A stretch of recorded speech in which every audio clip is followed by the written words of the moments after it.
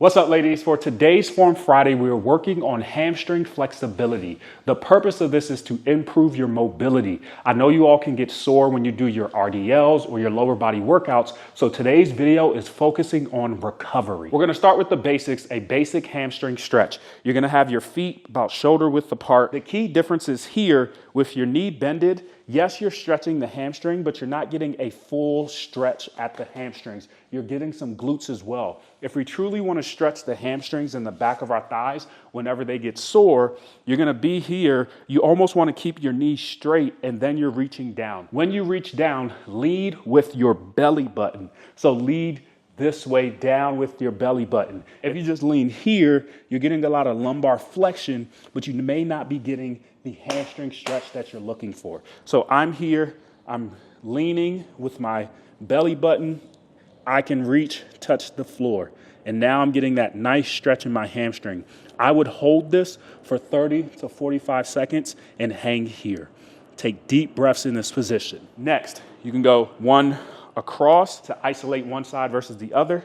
Same thing, reach down, get that nice stretch. If you cannot touch your toes, that's perfectly fine. You can work up here until you work your way down. And you're just gonna hang and hold here for 30 to 45 seconds. Now, so let's say we've done that. There's other ways that I'm gonna show you in this video that you can stretch out your hamstrings. If you have a bench set up, or you can do your couch or whatever, put that foot out. Now, if your toes are pointed away, it's not as aggressive, especially some of you may be dealing with like sciatic pain or whatnot. If your toes are pointed out and you lean, you still get that. Again, lead with belly button. You stretch both proximally and distally when you lead with belly button, and you can feel that all throughout here.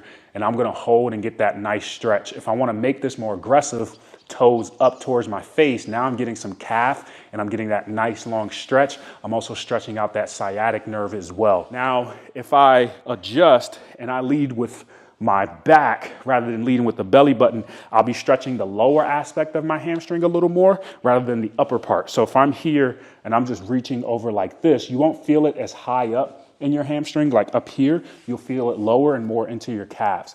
Both are fine depending on where you're the most sore at. 30 to 45 seconds, then you'll switch sides. Same thing, I'm a little tight, so I need to do this as well. And this is a nice stretch for your hamstrings. Once I finish stretching, I always want to go right into something active because we just created new range of motion. We want to make sure we can move in that range of motion. We've opened up more access to get into different ranges of motion. We want to ensure that we're building strength and movement control within those new ranges of motion. Okay, so if I've done my stretching already, now what I want to do is go into positions where I'm really challenging myself in more of an active way. So I'm reaching here and coming back up. Here, coming back up. As you're doing this, you may notice you can get much lower than where you were when you were just statically stretching. This is an active, dynamic stretch, okay? So I'm stretching out my hamstrings. I can go here.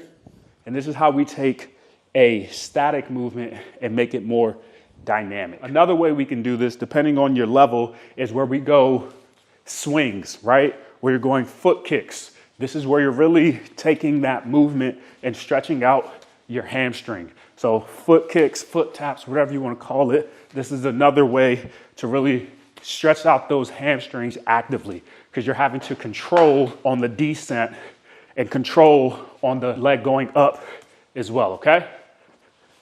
And you're gonna do about 10 of those each side just to loosen yourself up so you feel amazing. Ladies, this is one video you can come back to and do over and over and over because you're not necessarily building muscle, we're recovering the muscle that we've been working on. So do this every single day. If you are sore, you'll notice your low back pain starts to leave away. You'll notice you start to feel better, the soreness and the aches go away, and then you get closer and closer to your goals because you can really challenge yourself in the gym. Till next time, peace.